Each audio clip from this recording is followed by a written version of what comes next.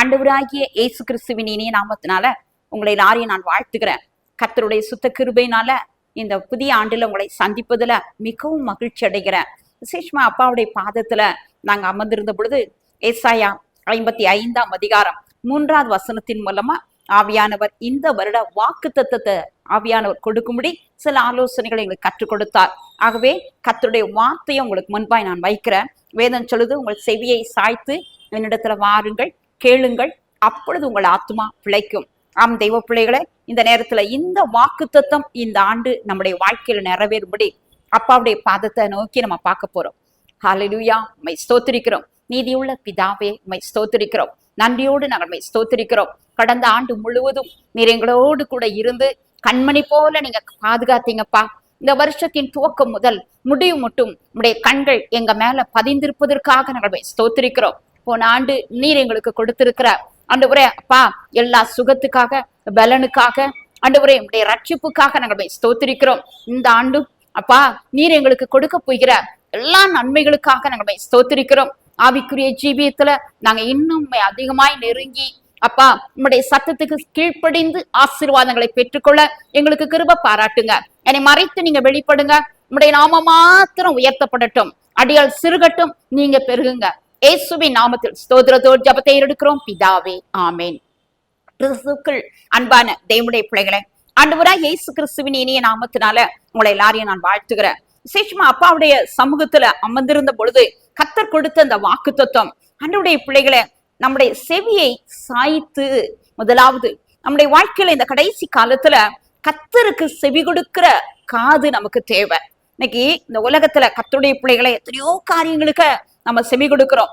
ஆனா இந்த கடைசி காலம் வேதம் அழகா சொல்லுது, 2 தீமோத்தேயு புஸ்தகம் 4ஆம் அதிகாரம் 4வது வசனம், கட்டுக்கதைகளுக்கு செவி கொடுக்கும் காலம் என்று, சத்தியத்துக்கு தங்கள் செவியை விலக்கி என்று நாம் வேதத்துல வாசிக்கிறோம். அப்படிப்பட்ட ஒரு காலத்துல நாம் வந்திருக்கிறோம்.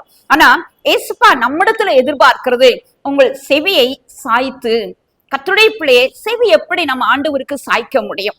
இந்த வேதத்தை நீங்க வாசித்து பார்ப்பீங்களானால் கர்த்தருடைய சமூகத்துல நித்தமும் அப்பாவுடைய வாசற்படியில நம்ம காத்திருந்து அவருக்கு செவி கொடுக்கிற ஒரு மனிதன் தான் பாக்கியவான் என்று நாம் வேதத்துல வாசிக்கிறோம்.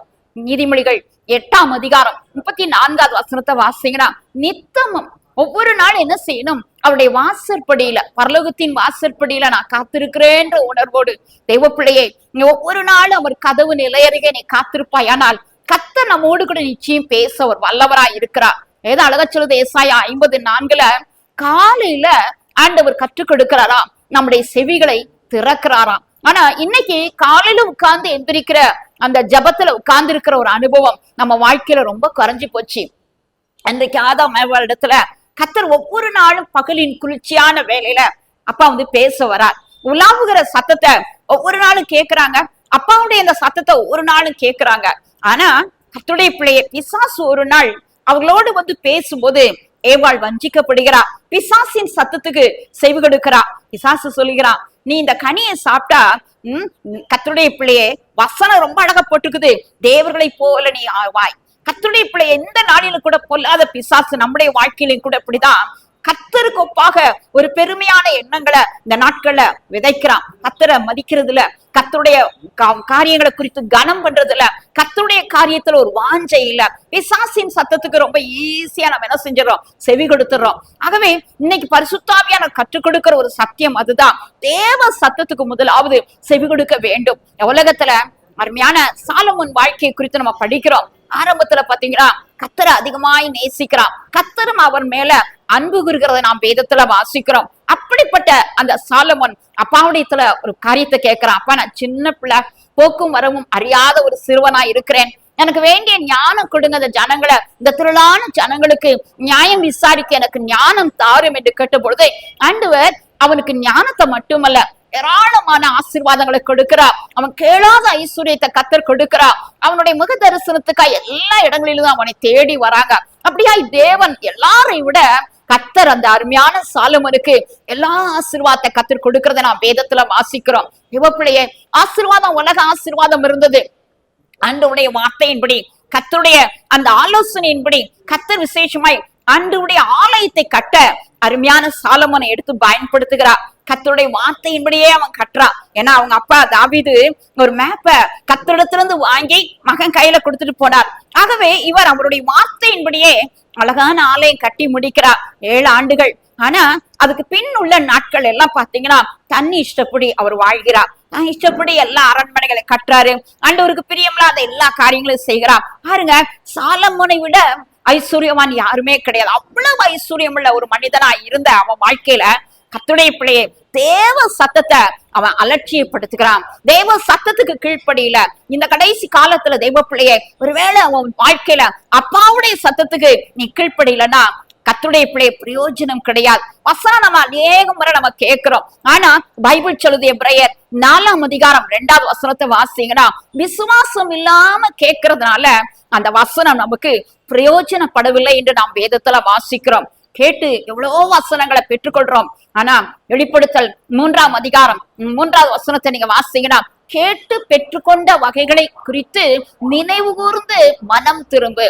அநேக நேரங்களை கேட்கிற மெசேஜ், நிறைய வசனங்களை கேட்டாலும் கேட்டு பெற்றுக்கொண்ட காரியங்களை நம்ம திரும்ப நினைவு கூறுவதுல குறைவுள்ளவர்களாய் இருக்கிறோம். தெய்வ பிள்ளையை மனம் திரும்பல, அதை நம்ம கை கொள்ளல. அதன் வசனம் அழகா சொல்லுதுங்க, நீ மனம் திரும்ப விட்டால் நீ நினையாத நேரத்துல உன் மேல நான் வருவேன். கர்த்தருடைய பிள்ளை இந்த கடைசி காலத்துல வாழ்கிறோம். இன்னைக்கு அன்றைய சத்தத்தை அலட்சியப்படுத்துகிற ஒரு கூட்டம் நிறைய இருக்கிறாங்க. பைபிள் எடுத்து நீங்க வாசிங்கன்னா, நீதிமொழிகளின் புஸ்தகம் 15ஆம் அதிகாரம் 31வது வசனத்தை நீங்க வாசித்து பார்ப்பீங்களானால், ஜீவனுக்கு ஏதுவான கடிந்து கொள்ளுதலை கேட்கிற காது ஞானியிடத்துல தங்கும் என்று நாம் வேதத்துல வாசிக்கிறோம். தேவப்பிள்ளையே, ஜீவனுக்கு ஏதுவான ஒரு கடிந்து கொள்தல், அதாவது சத்தியத்தை சரியான முறையில எச்சரித்து பேசுகிற ஊழியருடைய சத்தத்தை இன்னைக்கு அநேகர் உண்மையாகவே விரும்புவது கிடையாது.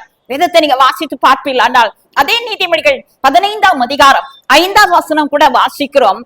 கர்த்தருடைய பிள்ளை கடிந்து கொள்ளுதல கேட்கிறவன் அவன் விவேகி என்று நாம் வேதத்துல வாசிக்கிறோம். கடிந்து கொள்கிறத அந்த சத்தியத்தை கேட்கும் போது நாம் கர்த்தரால கனப்படுத்தப்படுகிறோம் என்று நம் நீதிமொழிகள் 13ஆம் அதிகாரத்துல வாசிக்கிறோம். ஆம் தெய்வ பிள்ளையே, அப்போ இன்னைக்கு தேவனுடைய சத்தத்துக்கு செவி கொடுக்கக்கூடிய ஒரு அருமையான செவி நமக்கு தேவை. கர்த்தருடைய பிள்ளையே, உன் செவிய அநேக நேரங்கள என்ன செய்யறோம்? மந்தப்படுத்துகிறோம். நம் செவி இன்னைக்கு கர்த்தருடைய சத்தத்தை கேட்பதுல அலட்சியப்படுத்துகிறோம். மந்த நிலைமையில் இருக்கிறது. எம்மாவூர் சீஷர்களோட ஆண்டவர் பேசின போது கூட அவங்களால புரிந்து கொள்ள முடியல. இருதயமும் பாருங்க, அவங்களுடைய இருதயமும் கர்த்தருடைய பிள்ளை மந்த நிலைமையில் இருந்தது. அதே போலதான் இன்னைக்கு அநேக நேரங்கள கர்த்தருடைய வார்த்தை எத்தனையோ நேரங்கள்ல நம்ம கேட்டாலும் அதை அலட்சியப்படுத்தி கொண்டிருக்கிறோம். தேவன் தான் நம்மோடு பேசுகிறார் என்பதை நிறைய நேரம் மறந்து போகிறோம். வேதத்தை நீங்க வாசித்து பார்ப்பீங்களானால், ஆண்டவருடைய பிள்ளையே, எபிரேயர் 12ஆம் அதிகாரம் 25ஆம் வசனம் சொல்கிறது, பேசுகிறவருக்கு, பூமியிலே பேசுகிறவர்களுக்கு செவி கொடுக்க மாட்டோம் என்று விளைவினர்கள் தப்பி போகாமல் இருக்க. இன்னைக்கு பரலோகத்திலிருந்து ஆண்டவர் நம்மோடு கூட பேசுகிற அந்த சத்தத்தை ஒருவேளை அலட்சியப்படுத்துவோமானால் எப்படிங்க தப்பி போவோம்? கொஞ்சம் யோசித்து பாருங்க. தெளிவா சொல்லப்பட்டிருக்கிறது, கர்த்தர் இந்த பூமியில உனக்கு கர்த்தர் எத்தனையோ தருணங்களை கர்த்தர் கொடுக்கிறா. ஆனா அந்த எச்சரிப்பின் சத்தத்தை அநேக நேரங்கள்ல கர்த்தருடைய பிள்ளை நீ அலட்சியப்படுத்துகிறார். எபிரேயர் 2ஆம் அதிகாரம் 1 வசனத்தை வாசித்து பாருங்க. கர்த்தருடைய பிள்ளைகள் கர்த்தருடைய சத்தத்தை கேட்கிறோம். கேட்டவைகளை விட்டு விலகாதபடி நம்ம எச்சரிக்கையா இருக்கணுமா, கவனமா இருக்கணுமா.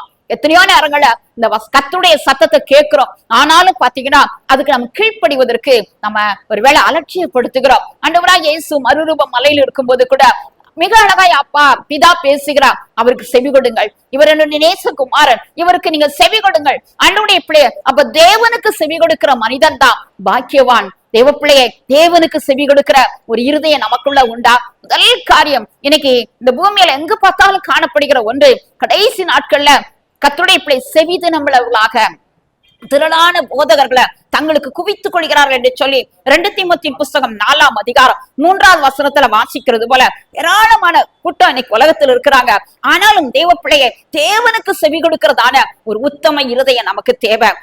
சாலமோன் எப்படி இந்த பூமியில கர்த்தருக்கு செவி கொடுக்காம தன்னுடைய மனைவிகளை பிரியப்படுத்த அவருடைய சத்தத்துக்கு கீழ்ப்படுகிறான். கடைசியில தேவனோடு அவன் இருதயம் உத்தமமாய் இருக்கவில்லை என்று நாம் வேதத்துல வாசிக்கிறோம். அவனுடைய முடிவு பயங்கரம் தான். ஆனா தாவீது ராஜாவை குறித்து நீங்க வாசித்து பார்ப்பீர்கள். ஆனால் ஒவ்வொரு நாளும் அதிகாலையில ஆண்டவருடைய சத்தத்துக்காய் காத்திருக்கிறார். எப்பப்பா விடியும், ஜாமக்காரரை விட ஒவ்வொரு நாளும் காலையில எப்ப ஆண்டவரே அதிகாலையில நான் எழும்புவேன் என்று அந்த ஆண்டவருடைய சத்தத்துக்காக, கர்த்தருடைய இந்த வார்த்தைக்காக அவர் ஏங்கி நிற்கிறார்.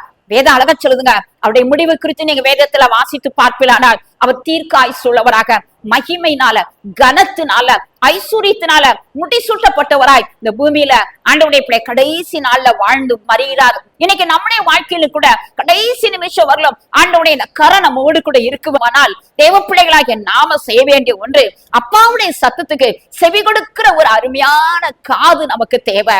என் கர்த்தருடைய பிள்ளைய உங்கள் செவியை சாய்த்து என்று நாம் வேதத்துல வாசிக்கிறோம். எதுக்கு நீ சாய்க்கிற?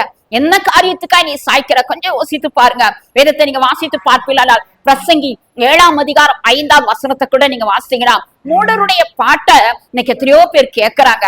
ஆனா அந்த பாட்டை கேட்பதை பார்க்கிலும் தேவனுடைய அதாவது கடிந்து கொள்ளுதல், கர்த்தருடைய அந்த சத்தம், ஞானிகளுடைய அந்த கடிந்து கொள்ளுதல ஏற்கும் காது நமக்கு தேவைங்க. அந்த காது இருக்குதா? யோசித்து பாருங்க. இன்னைக்கு எத்தனையோ காரியத்தை, உலகத்தின் காரியத்தை மாத்திரம் கேட்கிறோம். மரியாதை பாருங்க, ஆண்டவருடைய பாதத்துல உட்கார்றா. ஏன்? எதனால? அவள் இந்த உலக வேலையெல்லாம் தூக்கி எறிறா. மார்த்தாளோடு சேர்ந்து உலக காரியத்தை அவ பார்க்கவே இல்லை. பைபிள நல்லா வாசிங்கன்னா 1 கொரிந்தியர் 6ஆம் அதிகாரம் 13ஆம் வசனத்தை வாசிங்கன்னா, வயிற்றுக்கு போஜனம், போஜனத்துக்கு வயிறு. யோசித்து பாரு. ஆனா இவை ரெண்டையும் தேவன் அழிய பண்ணுவாராம். நம்ம சொல்றோம், ஒருவேளை உலகத்துல எதுக்கு நான் இருக்கிறேன்? சாப்பிடறதுக்கு தானே. நேயருடைய வாழ்க்கை, சம்பாதிக்கிறோம், சாப்பிடுறோம், நல்லா இருக்கணும், என்ஜாய் பண்ணணும். இதுதான் இந்த உலகத்தின் மக்கள். ஆனா ஏசுப்பாவுடைய பாதத்துல உட்கார்ந்து இருக்கிற இந்த மரியாள் தன்னை விட்டு எடுபடாத ஒரு நல்ல பங்க இந்த பூமியில இருக்கும் போதாங்க தேவனுடைய பிள்ளையை தெரிந்து கொள்றா. ஆனா மார்த்தாள் அப்படி இல்லை. பற்பல காரியத்துல கவலையா இருக்கிறா. அவருடைய உள்ளம் ரொம்ப சோர்ந்து போகுது. கர்த்தருடைய பிள்ளை எப்படிதான் நம்ம வாழ்க்கையில உலக காரியத்திலே நம்ம நிறைய நேரங்களை செலவு பண்ணிக்கிறோம். அப்பா இந்த பூமியில இருந்த நாட்களில என்ன தெரியுமா செய்கிறார்? அந்த ஊழிய பாதையில அவர் இருக்கும்போது அழிந்து போகிற போஜனத்துக்காக அல்ல, நித்திய ஜீவன் வரையிலும் நிலைத்திருக்கிற போஜனத்துக்காக தான் கிரியை நடப்பிக்கிறார். பிதாவுடைய சத்தத்தை எப்போதுமே அவர் கேட்டுக்கிட்டே இருக்கிறார். ஆனா நாம இன்னைக்கு கர்த்தருடைய பிள்ளைய தேவ சத்தத்தை கேட்கிற செவி நமக்குள்ள இருக்கிறதா? அப்படி நம்ம கவனமா கேட்கும் போது என்ன நடக்குது? எசாயா 55ஆம் அதிகாரம் 2ஆம் வசனத்தை நீங்க கவனமா வாசித்து பார்ப்பீர்களானால் தேவனுடைய சத்தத்தை கவனமா நம்ம கேட்கும் போது என்ன நடக்குதா?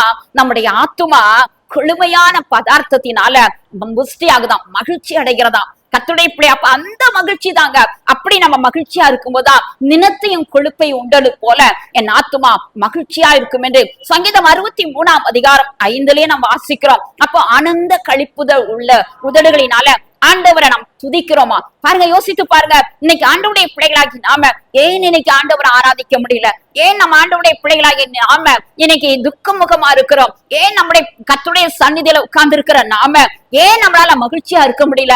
காரணம் என்னன்னா, நம்ம இந்த ஆத்துமா வாழ்வதற்கு நமக்கு தேவையான ஆகாரத்தை நாம் சாப்பிடுவதில் குறைவுள்ளவர்களா இருக்கிறோம். தேவப்பிள்ளை, உன் ஆத்துமா வாழ்கிறது போலதான் எல்லாவற்றிலும் நீ வாழ்ந்து சுகமாயிரு என்று அப்பா சொல்றார். அப்ப முதல் காரியம், கவனமாய் நாம் செவி கொடுத்து தேவ பிள்ளைகளாகிய நாம கர்த்தருடைய சந்நிதியில அவளோடு வரணும். கேளுங்கள், வாருங்கள், அப்பொழுது உங்கள் ஆத்துமா பிழைக்கும். வருத்தப்பட்டு பாரம் சுமக்கிறவர்களே எல்லாரும் என்னிடத்துல வாங்க.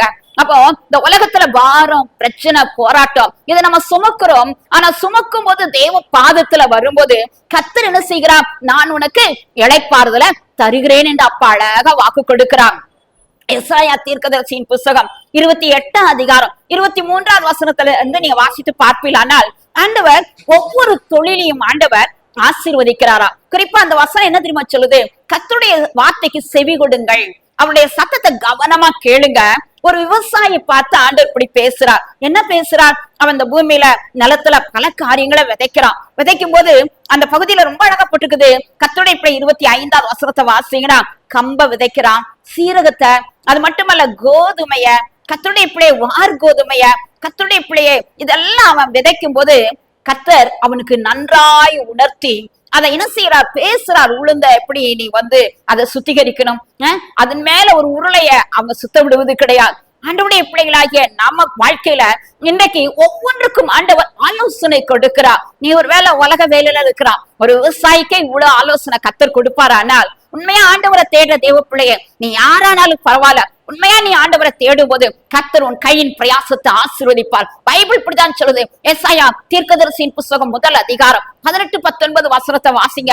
உண்மையாய் ஆண்டவருடைய வார்த்தைக்கு நீ செவி கொடுப்பாய், ஆனால் இந்த தேசத்தின் நன்மையை நீ புசிப்பாய். இந்த உலகத்துல நாம் இருக்கிறோம், ஆனாலும் கர்த்தருடைய பிள்ளைகள் என்ன செய்யறோம்? உண்மையாக தேவனுடைய சத்தத்துக்கு செவி கொடாதனாலதான் நம்ம கையின் பிரயாசம் ஆசீர்வதிக்கப்படல. ஏன் கடன் பிரச்சனையில நீ காணப்படுற, ஏன் நீ துக்கத்தில் இருக்கிற, உன் ஜெபம் ஏன் கேட்கப்படலன்னு சொல்லி ஒருவேளை நீ கலங்கி இருக்கிற காரணம், எங்கேயோ ஒரு இடத்துல கர்த்தருடைய சத்தத்துக்கு இன்னும் நீ கீழ்ப்படியில. இன்றைக்கு நீ கீழ்ப்படிய ஆரம்பிப்பாயானால் இந்த நாளில அப்பா உன்னை ஆசீர்வதிக்க முடியும். தேவப்பிள்ளையே, தேவனுடைய காரியத்துல நம்ம ஆஞ்சியா இருக்கணும், ஆவலா இருக்கணும். அப்பா நம்மோடு பேசும்படி அதிகாலையில உட்கார்ந்து கர்த்தருடைய சத்தத்தை ஆவலாய் நீ கேட்க ஆரம்பிப்பாயானால் கர்த்தர் உன் செவியை நிச்சயம் திறப்பார். நம்ம போக வேண்டிய பாதையை கர்த்தர் நமக்கு காண்பிப்பாரா. போக வேண்டிய தூரம் வெகு தூரம் என்று சொல்லி எலியாவோட ஆண்டவர் பேசினாரு. அப்ப இன்னைக்கு நம்மோடு கூட ஆண்டவர் அதான் பேசுகிறார். இன்னும் இந்த பூமியில ஓட வேண்டிய ஓட்டம் இருக்குதுங்க. நம்மளை கொண்டு கர்த்தர் செய்ய வேண்டிய காரியம் நிறைய இருக்கு. ஆனா நம்ம செவி சாய்க்கக்கூடிய செவி நமக்கு தேவை. ஆண்டவருடைய பிள்ளை மந்த செவி நமக்குள்ள இருக்கக்கூடாது. ஒருவேளை எத்தனையோ நேரம் சத்தத்தை கேட்டும் அதை அலட்சியப்படுத்துகிற ஒரு செவி நமக்குள்ள இருக்கக்கூடாது. ஆண்டவராகிய இயேசு இந்த பூமியில ஆண்டவர் நமக்கு கற்றுக் கொடுக்கிற அநேக காரியங்கள் உண்டு. தெய்வப்பிள்ளை குறிப்பாக 7 சபைகளுக்கு ஆண்டவர் பேசும்போது என்ன சொல்றார்? காதுள்ளவன் கேட்க கடவன், காதுள்ளவன் கேட்க கடவன். ஆனா இன்னைக்கு நமக்குள்ள காது இருந்தா நிச்சயமா தேவ சத்தத்தை உண்மையாவே கேட்க முடியும். இப்படி கேட்டு ஜெயங்கொள்கிற ஒரு மனிதனுடைய வாழ்க்கையில தான் நிச்சயமாகவே தேவனுடைய வருகையில கர்த்தருடைய பிள்ளையை அந்த எக்கால சத்தத்தை கேட்க முடியும். ஒருவேளை ஆண்டவருடைய வருகை தாமதித்தாலும் தேவனுடைய பிள்ளையை இந்த பூமியில ஒருவேளை நாம் இன்றைக்கு மறிக்கலாம். ஆனா கர்த்தருடைய பிள்ளை நல்லா புரிந்து கொள்ளுங்க, நம்ம ஒருவேளை இளைப்பாறினாலும் தேவ சத்தத்தை நம்ம கேட்க வேண்டும். நீங்க எபிரேயர் 4 அதிகாரம் 2 வாசித்து பாருங்க. இன்னைக்கு ஏன் ஆண்டவருடைய பிள்ளைகள் வாழ்க்கையில எத்தனையோ முறை செய்திகளை கேட்டோம் பிரயோஜனப்படலன்னா விசுவாசம் இல்லாம கேட்கிறோம், அலட்சியத்தோடு கேட்கிறோம். கர்த்தருடைய பிள்ளை இன்றைக்கு என்னோட ஆண்டவர் பேசுகிறார். இன்றைக்கு கேட்கிற அந்த சத்தம் பரிசுத்த ஆவியானுடைய சத்தம் என்பதை நம்ம என்ன செய்யறதில்ல, விசுவாசிப்பதில்லை, அலட்சியப்படுத்துகிறோம். வேதத்துல நீங்க வாசித்தீங்கன்னா லூக்கா 16 அதிகாரத்தை நீங்க கடைசி போதியை வாசித்து பாருங்க. ஐஸ்வர்யவானை குறித்து நாம் வேதத்துல வாசிக்கிறோம். அவன் இந்த பூமியில இருக்கிற நாள்ல ஒரு நாளும் தேவ சத்தத்தை கேட்கல. அவன் பாதாளத்துக்கு போற ஐஸ்வர்யவான். லாசரு ஆபிரகாம் மடியில தேற்றப்படும் பொழுது அந்த ஆபிரகாம் பார்த்து அவன் சொல்றான், இந்த லாசருடைய கையினால ஒரு சொட்டு தண்ணீர். ஆனா அந்த சத்தத்துக்கு பதில் உடனே அவனுக்கு கிடைக்கல. அழகா சொல்லப்பட்டிருக்குது, உனக்கும் எனக்கும் இடையே, உங்களுக்கும் எங்களுக்கும் இடையே ஒரு பெரிய பிளவு இருக்குது, ஆனா கடந்து வர முடியாது என்பதை. 2வது அவன் ஒரு காரியத்தை ஜெபிக்கிறான், அவன் கேட்கிறான். அப்பதான் அவன் ஆண்டவருடைய பாதத்துல கேட்கிறான் ஆபிரகாமை பார்த்து, அப்பா இந்த பூமியில மரித்தோரிலிருந்து ஒருத்தன் இறங்கி போய், அதாவது உயிரோடு எழும்பி திரும்ப அவன் போய் என்ற சகோதரனுக்கு போய் இந்த செய்தியை சொல்லணுமே, இந்த இடத்துக்கு அவங்க வரக்கூடாது என்று அவன் கேட்கும் போது அருமையான ஆபிரகாம் சொல்றாரு, இந்த பூமியிலேயே ஏராளமான தீர்க்கதரிசிகள் இருக்கிறாங்க, ஏராளமான மோசைகள் இருக்கிறாங்க.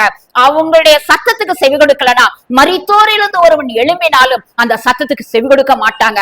ஆம் தெய்வ பிள்ளையே, கர்த்தர் நீ இந்த நாளில உன்னை ஒரு மோசையாக, உன்னை ஒரு அருமையான தீர்க்கதரிசியாய் தேவன் இந்த பூமியில வைத்திருக்கிறார் என்பதை இன்றைக்கு நீ அறிவாயானால் தெய்வ பிள்ளையே, ஓம் மூலமா பலருக்கு நீ சத்தியத்தை நிச்சயமாய் சொல்ல முடியும். அநேக ஆத்துமாக்களை கர்த்தருக்குள்ள நீ கொண்டு வர முடியும். இந்த கடைசி காலத்துல கர்த்தருடைய பிள்ளையே நடக்கிற அநேக காரியங்கள் உண்டு. குறிப்பாக பைபிள் எடுத்து நீங்க வாசித்து பார்ப்பீங்களானால் அப்போஸ்தலர் 13 அதிகாரத்துல 8வது வசனத்துல இருந்து நல்லா நீங்க நோட் பண்ணி நீங்க வாசித்து பாருங்க. அங்கு அருமையான ஒரு அதிபதி ஒருவர் இருக்கிறார், செர்கி பவுல் என்று சொல்லப்பட்டவர். அப்படிப்பட்ட அந்த அருமையான அதிபர் கர்த்தருடைய வசனத்தை பவுல் மூலமாகவும் பர்னபா மூலமாகவும் கேட்க ஆசையா இருக்கிறாராம். ஆனா அந்த சத்தத்தை அலட்சியப்படுத்தும்படி, அங்கு விசுவாசத்தில் நின்று திருப்பும்படி அங்கு பொல்லாத எலிமா என்று சொல்லப்பட்டவன் காணப்படுகிறான், மாய வித்தக்காரன். அவன் என்ன செய்கிறான்? இந்த அதிபதியினுடைய விசுவாசத்தை திருப்ப, கர்த்தருடைய வசனம் கேட்க ஆசையா இருக்கிறாரு, ஆனா அதுல இருந்து திருப்புவதற்கு அவன் என்ன செய்கிறான்? வகை தேடி நிற்கிறான். அந்த நேரம் பரிசுத்த ஆவியினால நிறைந்த பவுல் சொல்றாரு, பிசாசின் மகனே, கபடம் உள்ள மகனே என்று சொல்லி அவனை குறித்து மிக தெளிவாய் ஆவியானவர் அவனுடைய உள்ளத்துக்குள்ள இருக்கிற அன்னி காரியங்கள் எல்லாவற்றையும் வெளிப்படுத்தி காண்பிக்கிறார். அவன் மேல் ஒரு இருள் வந்தது. தொடர்ந்து நீங்க வாசித்து பார்ப்பீர்களானால் கர்த்தருடைய பிள்ளை சம்பவித்ததை இந்த அதிபதி அறிந்தவுடனே அவர் கர்த்தருடைய உபதேசத்தை குறித்து ஆச்சரியப்பட்டாராம். அப்ப ஆரோக்கியமான உபதேசம் உன்னை நோக்கி வருது, ஆரோக்கியமான சத்தியம் உன்னை நோக்கி வருது. ஆனா அந்த சத்தியத்தை ஒருவேளை கேட்பதற்கு தடை செய்யக்கூடிய எத்தனையோ ஜனங்கள் இந்த பூமியில இருக்கிறாங்க. அங்க போகாதீங்க, இந்த செய்தி கேட்காதீங்க, அதை கேட்காதீங்க. அப்படி அல்ல, கர்த்தர் உன்னோடு கூட திட்டவட்டமாய் பேச வல்லவர் என்பதை நீ முதல்ல மறந்துடக்கூடாது. கர்த்தர் உன்னோடு பேசுகிற அந்த எச்சரிப்பின் சத்தத்தை நீ கேட்பதற்கு ஒருவேளை மற்றவங்களை தடை செய்யாதீங்க. நம்ம பைபிள் அழகா சொல்லுகிறது. 1 தெசலோனிக்கேயர் 2ஆம் அதிகாரத்தை எடுத்து நீங்க வாசித்து பாருங்க. 16ஆம் வசனத்துல அன்னைக்கு பவுல் ஒரு ஜாதிகளிடத்துல போய் சத்தியத்தை சொல்லும் போது அங்க அவர்களை தடை செய்தார்கள். தடை செய்கிற அந்த ஜனங்களை பார்த்து அவர் சொல்றாரு, நீங்க தடை செய்யறீங்க, உங்க பாவங்களை பூர்ணமாக்குறீங்க, பூர்ணமாக்கி அது நிமித்தம் தேவனுடைய கோபாக்குன உங்க மேல் வருகிறது என்று. இன்னைக்கு அப்படிதான் கடைசி காலத்துல இன்னைக்கு சுவிசேஷம் எங்கேயுமே சொல்ல முடியாத அளவுக்கு பலவிதமான ஆவிக்குரிய செய்திகள் பல இடங்களுக்கு போய் சொல்ல முடியாதபடி இன்னைக்கு பல தடைகள். ஆனா இந்த தடைகள் நிமித்தம் நமக்கு இல்லைங்க, நாம சொல்ல வேண்டியது நம்முடைய கடமை.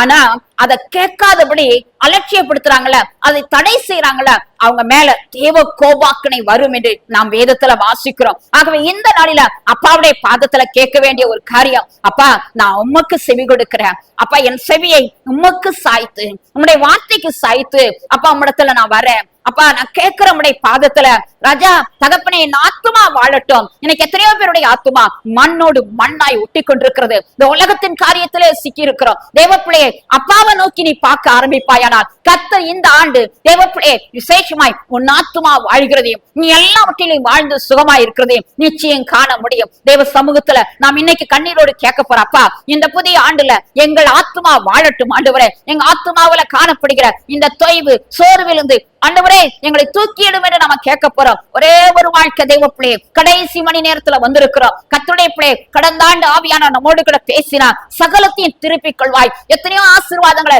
எத்தனையோ பேர் திருப்பி கொண்டிருக்கிறோம். தெய்வ பிள்ளையே நாம 100 ஆசீர்வாதங்களை கர்த்தருடைய சந்நிதியில நம்ம பெற்றுக்கொண்டவர்களாய் நாம் நிற்கிறோம். ஆனா இந்த ஆண்டு தேவ ஆவியானவர் சொல்லுகிற ஒரு வார்த்தை, இன்றைக்கு அப்பாவுடைய சமூகத்துல நிற்கிற தெய்வ பிள்ளையை இந்த ஆண்டு ஆவியானவர் தெளிவாய் சொல்லுகிற ஒரு சத்தியம், இந்த கடைசி காலத்துல வாழ்கிற நம்முடைய வாழ்க்கையில கர்த்தரை நாம் அண்டிக் கொள்வோமானால் நாம உண்மையாகவே ஒரு பாக்கியவதி என்பதை மறந்துடாதீங்க. அநேகருடைய ஒரு காரியம் அப்பாவுடைய பாதத்தில் நீங்க கேட்பீங்க, இந்த ஆண்டு எப்படி இருக்கும், இந்த ஆண்டு எப்படி இருக்கும். அப்பாவுடைய வசனம் அழகா சொல்லுது, தேவனுடைய வார்த்தையை நீங்க கேட்பீர்களானால் இந்த வேதம் தெளிவாய் சொல்லப்பட்டிருக்கிறது. எரேமியா தீர்க்கதரிசியின் புத்தகம் 4ஆம் அதிகாரம் 20ஆம் வசனத்தை வாசித்து பாருங்க.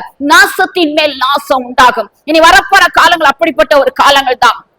எரேமியா தீர்க்கதரிசியின் புத்தகம் 51ஆம் அதிகாரம் 46ஆம் வசனம், கர்த்தருடைய பிள்ளையே ஆளுகிறவன் மேல ஆளுகிறவன், அது மட்டுமல்ல துர்ச்செய்தி மேல் துர்ச்செய்தி, விக்கனகத்தின் மேல் விக்கனம் பிறக்கும் என்று நாம் பைபிள்ல வாசிக்கிறோம். அப்படிப்பட்ட ஒரு கடைசி காலத்துல வாழ்கிறோம். தேவ ஜனமே அப்படி வாழ்கிற இந்த நாட்கள்ல தேவ சமூகத்துல உண்மையாய் அவருடைய சத்தத்துக்கு நீ செவி கொடுப்பாயானால் பலத்தின் மேல் பலனை நீ பெற்றுக்கொள்ள முடியும். கிருபையின் மேல் கிருபையை பெற்றுக்கொண்டு தேவ சந்நிதியில நீ நிற்க முடியும். மகிமையின் மேல் மகிமையை பெற்றுக்கொண்டு கர்த்தருடைய பாதத்துல நிச்சயமாகவே மறுரூபமாக முடியும். ஆகவே இன்றைக்கு அப்பாவுடைய பாதத்துல கண்ணீரோடு கேட்க போறோம், அப்பா இந்த ஆண்டு எப்படி இருக்கும் என்று. அப்பா தகப்பனே நான் கலங்கி நிற்கிறேன், ஆனா எனக்கு முன்பாய் வைக்கப்பட்டிருக்கிற இந்த ஆசீர்வாதங்களை பெற்றுக்கொள்ள என்னை தகுதிப்படுத்தும் என்று நீ கேட்பாயானால் ஆண்டவர் நிச்சயம் உன்னை ஆசீர்வதிக்க முடியும். என்ன யோபு வாழ்க்கையை குறித்து நீங்க படித்து பார்ப்பீங்களானால் யோபு 10ஆம் அதிகாரம் 17ஆம் வசனத்துல வாசிக்கிறோம். அவனுடைய ஜீவியத்துல பலவிதமான போராட்டம், போராட்டத்தின் மேல் போராட்டம். ஆண்டவருடைய பிள்ளையை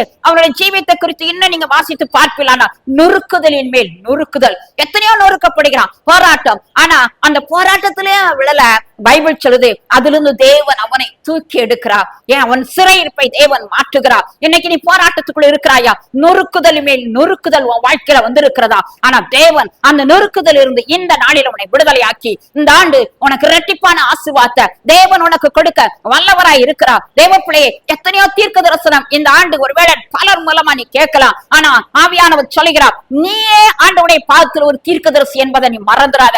கர்த்தர் அதுக்கு தான் இந்த பூமியில வைத்திருக்கிறார். தேவ பிள்ளையே எத்தனையோ காரியங்கள் இந்த பைபிள்ல உண்டு. நீ உண்மையாய் பைபிளை வாசித்து அவருடைய சத்தத்துக்கு செவிப்படு கொடுப்பாய், ஆனால் நிச்சயம் உன்னோடு தேவன் பேச அவர் வல்லவராய் இருக்கிறார். பவுல் கூட சொல்றாரு, துக்கத்தின் மேல் துக்கம் வராதபடி ஆண்டவர் விசேஷமாக கர்த்தர் என்னை அந்த துக்கத்துக்கு விலக்கி காப்பாற்றினார் என்று. இன்னைக்கு நம்முடைய வாழ்க்கையில கூட எத்தனையோ துக்கம் காணப்படலாம், எத்தனையோ போராட்டம் இருக்கலாம். ஆனா தேவன் பவுலை எப்படி துக்கத்தின் மேல் துக்கம் வராதபடி தேவன் பாதுகாத்தாரோ அதுபோல தேவன் உன்னையும் பாதுகாக்க வல்லவராய் இருக்கிறார். ஆகவே இந்த கடைசி நாட்கள்ல வாழ்கிற நாம இன்னைக்கு அப்பாவுடைய பாதத்துல நாம இந்த நாளில நம்மை தாழ்த்த போறோம். ஆண்டவருடைய சமூகத்தை நோக்கி பார்க்கலாமா? ஒவ்வொரு நாளும் கர்த்தருடைய பாதத்துல உட்கார்ந்து அவருடைய செவியை, நம்முடைய செவியை அவருக்கு முன்பாய் சாய்த்து, அப்பா நீர் என்ன எனக்கு சொல்கிறீர் என்று கேட்பாயானால் நிச்சயமாய் தேவன் உன்னை கொண்டு பெரிய காரியங்களை செய்ய முடியும். இந்த நாளில கர்த்தருடைய பாதத்துல நம்மை தாழ்த்த போறோம். அவருடைய சமூகத்தை நோக்கி பார்க்கலாமா? கண்களை மூடுவோம். ஹல்லேலூயா. மை ஸ்தோத்திரிக்கிற ராஜா, நன்றியோடு நாங்கள் மை ஸ்தோத்திரிக்கிறோம்.